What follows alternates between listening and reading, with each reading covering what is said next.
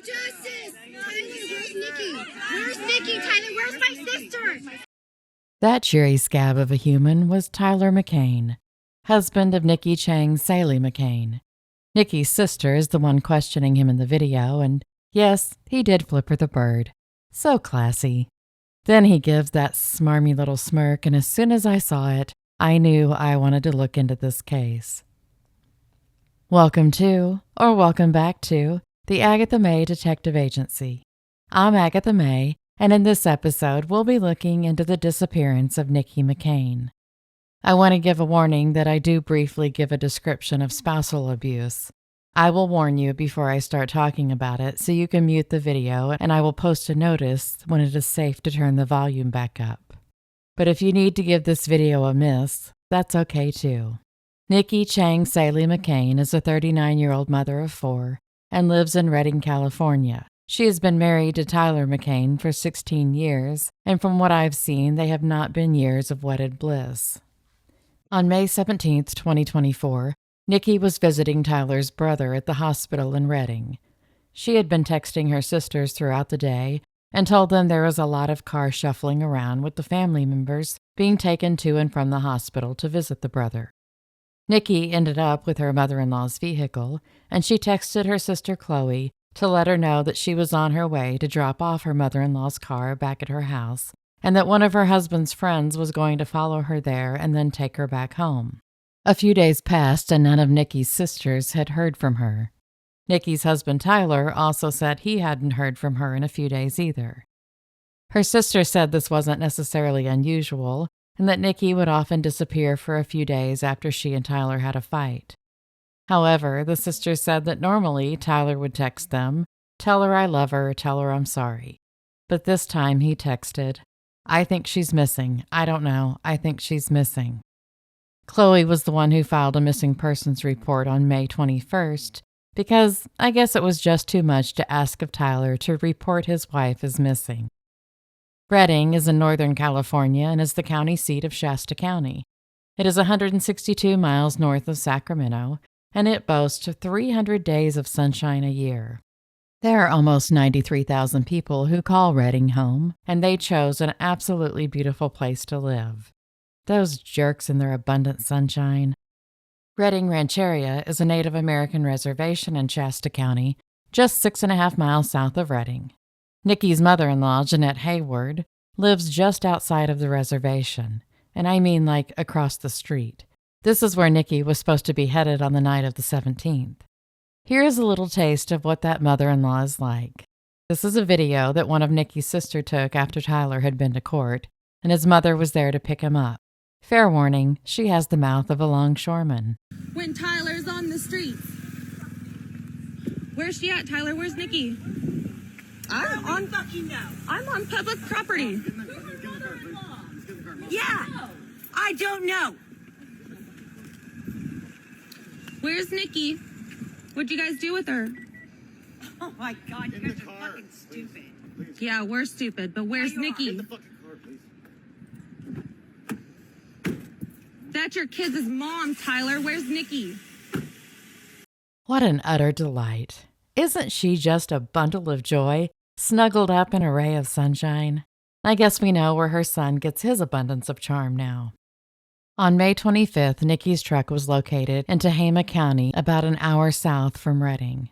Nikki was nowhere in sight. So did she drive her truck to Tehama County? If so, that meant she made it back home the night of the 17th. But there was another version of the story from that night, and that was that she ended up taking an Uber back home from her mother-in-law's. I think anytime there is more than one version of the story, something's wrong. And if Nikki wasn't the one who drove her truck out of town, who did? Here is the part where I briefly describe abuse. We need to back up to December 1st, 2023. Nikki was hospitalized at Mercy Medical Center for treatment of what was described as severe injuries. Nikki informed police that her husband, Tyler, had allegedly assaulted her over a 3-hour period. Tyler was arrested and charged with 4 felony counts: domestic violence, false imprisonment, making criminal threats, and assault. Allegedly, Tyler had bound her with tape, tried to wrap something around her throat, pulled her hair, and told her he was going to kill her. Nikki is only 5 feet tall and weighs 100 pounds. On May 7th, Nikki had told her sisters that she was going to divorce Tyler. 10 days later, she disappeared. Tyler was supposed to have faced those 4 felony counts in court on June 3rd, but with Nikki being missing, court was delayed. On July 5th, the charges were dismissed. Shasta County District Attorney Stephanie Bridgette explained that the accuser has to be in court in order to provide evidence against the defendant. However, the charges were dismissed without prejudice, so if Nikki is found, she can still file charges against Tyler. I guess one way to get out of charges is to have your accuser not be able to show up for court. There have been search parties and rallies for Nikki, and Tyler has been to exactly 0 of them. Why is he not helping anyone look for his wife? On July 2nd, 2024, there was a fire that burned 19 acres at the intersection of Yalla Bali and Winton Road in Shasta County, and it was named the Yalla Fire. I'm sure it's just a coincidence that the only land between Winton Road and Yalla Bali is 40 acres that is owned by one of Tyler's cousins. It was reported that one of the search parties had planned to be at that same intersection where the fire was, but the fire prevented their search. I'm sure that's just another coincidence. And then, by golly, wouldn't you just know it? On July 3rd, 2024, there was another fire that burned part of Nikki and Tyler's 3.5-acre property. It ended up burning 98 acres total and was named the Olinda Fire. It should have been named the O'Tyler Fire, though, because he's the one who started it.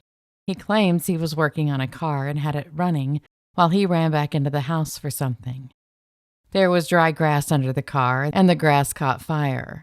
Several other vehicles that Tyler owned were burned as well. He was cited for starting the fire but wasn't arrested. You know, he really isn't doing much to help prove his innocence. In fact, it seems he's going out of his way to make himself look super guilty. Tyler was arrested on July 31st for driving on a suspended license, no proof of registration, and was also charged with a misdemeanor for having ammunition in his vehicle. Even though the domestic violence court date was dismissed, those charges still precluded him from having any type of weapon or ammunition.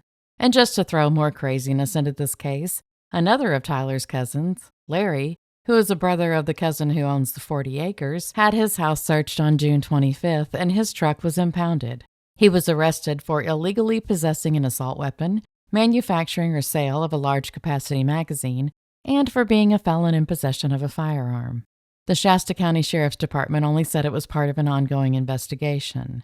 It's not known if the investigation is about Nikki's disappearance. I'm beginning to think this family might have an issue or two. Here's one of the flyers about Nikki, and I will also post it in the Agatha May Detective Agency Facebook group. There is a link to the group in the description. In the next episode of this series, we'll take a look at Tyler's arrest history, as well as dig a little more into his positively winsome family. Thank you so much for watching. Please like, comment, join, subscribe, as this helps my channel grow. Until next time, stay safe and be happy.